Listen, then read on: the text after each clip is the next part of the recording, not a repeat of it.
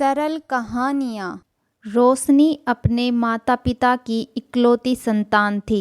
उसके माता पिता रोशनी से बहुत प्यार करते थे। उन्होंने रोशनी को बड़े ही लाड प्यार से पाल पोस के बड़ा किया था। रोशनी के पिता एक बिजनेसमैन थे।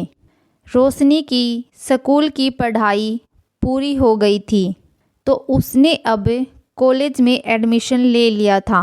बेटा, अब तू बड़ी हो गई है। अपना ध्यान रखना और अच्छे से पढ़ाई करना।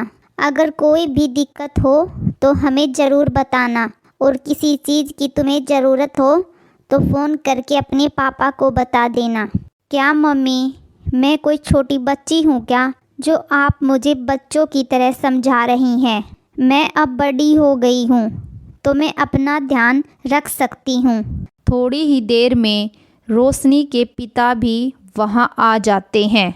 शकुंतला, क्या तुम उसे छोटे बच्चों की तरह समझा रही हो?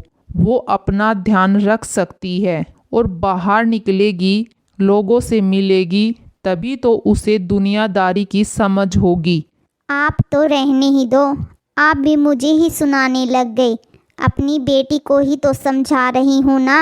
आजकल के ज़माने का तो आपको पता ही है, कोई भरोसे के लायक नहीं है। बस इसलिए थोड़ा घबरा के उसे समझा रही हूँ। और क्यों ना समझाऊँ? रोशनी हमारी इकलौती बेटी है। हमें वो अपनी जान से भी प्यारी है। बस इसलिए थोड़ा घबरा जाती हूँ जब वो घर से बाहर जाती है। ठीक है बेटा। इतना कह के रोशनी की माँ अपने कमरे में चली जाती है। रोशनी का आज कॉलेज में पहला दिन था। घबराहट तो मुझे भी हो रही है। आज मेरा पहला दिन है। पता नहीं कैसी सहेलियाँ मिलेंगी। तभी एक लड़की रोशनी के पास आती है। हेलो, तुम्हारा न्यू एडमिशन हुआ है क्या? हाँ, मेरा आज कॉलेज में पहला दिन है। अच्छा, तो आओ मैं तुम्हें अपने दोस्तों से मिलवाती हूँ। लेकिन तुमने अपना नाम तो बताया ही नहीं। अरे हाँ, मैं अपना नाम तो बताना तुम्हें भूल ही गई। मेरा नाम है सपना। मैं बीए सेकंड ईयर में हूँ। और मेरा नाम है रोशनी। मैं बीए फर्स्ट ईयर में हूँ। उसके बाद सपना रोशनी को अपने दोस्तों से मिलवाने ले जाती है। रोहन, मोनिका, नीलम, ये है रोशनी। इसका नया एडमिशन हुआ है। आज इसका पहला दिन है कॉलेज में। ये वहाँ अकेली बैठी हुई थी हॉल में, तो मैंने सोचा क्यों ना तुम लोगों से मिलवा दूँ। उसके बाद रोशनी की मोनिका, सपना, नीलम और रोहन से अच्छी दोस्ती हो जाती है।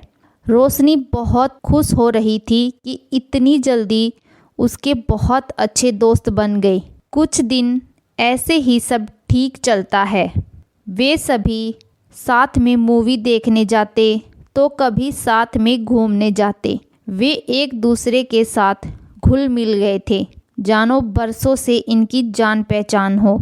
इसी बीच रोहन रोशनी को पसंद करने लगता है और दूसरी तरफ सपना रोहन को पसंद करती थी। रोशनी इस बात से बिल्कुल अनजान थी कि सपना भी रोहन को पसंद करती है। फिर एक दिन रोहन रोशनी के पास जाता है। रोशनी, मुझे तुमसे कुछ कहना है। हाँ बोलो रोहन, क्या कहना है तुम्हें? रोशनी, वो मैं क्या लगा रखा है रोहन? अच्छे से बोलो ना। रोशनी, मैं तुम्हें पसंद करता हूँ और बहुत प्यार भी करता हूँ। क्या तुम भी मुझे पसंद करती हो?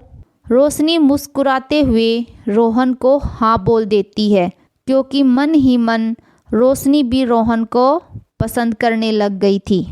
कुछ समय तक दोनों एक दूसरे के साथ घूमते फिरते हैं, साथ में एक दूसरे के साथ टाइम बिताते हैं। फिर एक दिन सपना को ये बात पता चलती है कि रोहन और रोशनी दोनों एक दूसरे के साथ रिलेशनशिप में हैं। तो सपना को ये बात बर्दाश्त नहीं होती। रोशनी, मैंने तुम्हें अपनी बहुत अच्छी दोस्त माना था और तुमने वही मुझसे छीन लिया जो मुझे बहुत पसंद था। ये तूने ठीक नहीं किया रोशनी। इसका बदला तो मैं लेकर रहूँगी। तुम जानती नहीं हो मुझे कि सपना क्या चीज़ है। फिर कुछ दिन बाद कॉलेज में फंक्शन होता है तो सपना रोशनी से कहती है, रोशनी चलो ना ऊपर चलते हैं। पर सपना, पार्टी तो यहाँ नीचे है, तो हम ऊपर क्या करेंगे। अरे मोनिका और नीलम भी छत पर ही हैं। अच्छा चलो फिर थोड़ी देर, जल्दी वापस आ जाएंगे।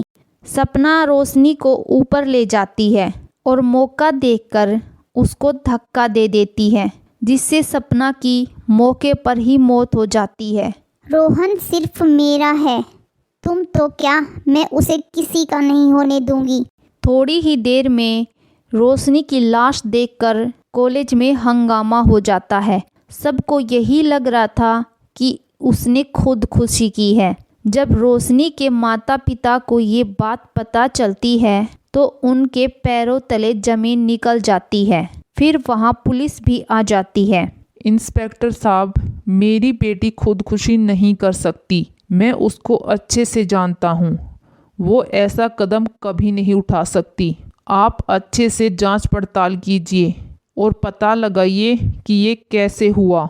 रोशनी के पिता इस केस में अपनी जी जान लगा देते हैं। जब पुलिस वालों को ये पता लगता है कि रोशनी एक रोहन नाम के लड़के से प्यार करती थी तो पुलिस रोहन को हिरासत में ले लेती है, लेकिन रोहन के खिलाफ कोई सबूत नहीं मिलता। फिर कॉलेज के सभी कैमरे चेक किए जाते हैं, जिसमें एक कैमरे में रोशनी सपना के साथ ऊपर जाती हुई नजर आती है। फिर पुलिस सपना को गिरफ्तार कर लेती है। हे लड़की, तुम रोशनी की फ्रेंड हो ना? जी सर। रोशनी पार्टी वाले दिन तुम्हारे साथ थी। हमने कैमरे में देखा तुम दोनों को साथ जाते हुए। हाँ सर, हम गए थे ऊपर, पर जल्दी वापस आ गए थे। उसके बाद क्या हुआ मुझे नहीं पता। पहले तो सपना अपनी बातों से सबको गुमराह करने की कोशिश करती है, लेकिन पुलिस को उस पर शक हो चुका था कि पक्का इसी ने कुछ किया है। हे लड़की, तुम साफ साफ बता रही हो, नहीं तो हमारे पास और भी तरीका है तुमसे सच बुलवाने का। नहीं सर, मैं सच कह रही हूँ।